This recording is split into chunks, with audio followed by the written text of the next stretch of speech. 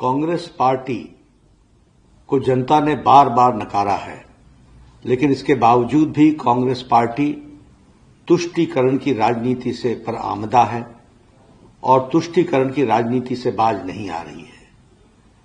मैंने कांग्रेस के मैनिफेस्टो को देखा, मुझे आश्चर्य हुआ कि यह कांग्रेस पार्टी का मैनिफेस्टो है या मुस्लिम लीग का मैनिफेस्टो है।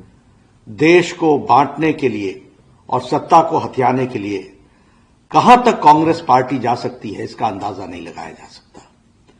जिस मुस्लिम लीग ने 1929 में धर्म के आधार पर आरक्षण की बात कही थी, आज उसी बात को कांग्रेस पार्टी दोहरा रही है। यानी सत्ता की लोलुपता में, सत्ता के लालच में देश को कहां पहुंचाएगी कांग्रेस पार्टी, इसका अंदाजा लगाना भी मुश्किल है। आज माइनॉरिटी के लिए जिस तरीके से धर्म के आधार पर आरक्षण की बात हो रही है और जो 50% से अधिक आरक्षण की बात है, वो किसके लिए आरक्षण करने की बात कर रही है, कांग्रेस पार्टी को यह स्पष्ट करना पड़ेगा।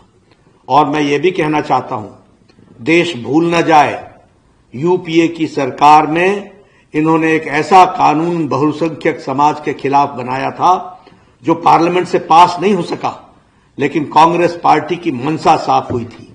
ये मेजॉरिटिज्म के खिलाफ जिस तरीके की रणनीति और राजनीति कर रहे हैं और तुष्टीकरण की राजनीति कर रहे हैं, देश ने इनको माफ नहीं किया है और आगे भी माफ नहीं करेगी। ये चाहते हैं कि देश फट जाए, लेकिन इनकी सत्ता की भूख समाप्त न हो।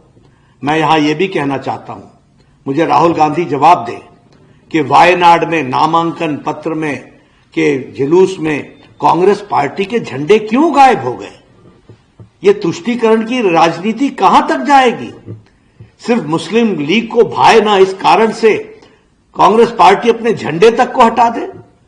यह देश बांटने की जो चाल है और तुष्टीकरण के आगे जो घुटने टेकने का इनका रवैया है, इसको देश माफ नहीं करने वाला है।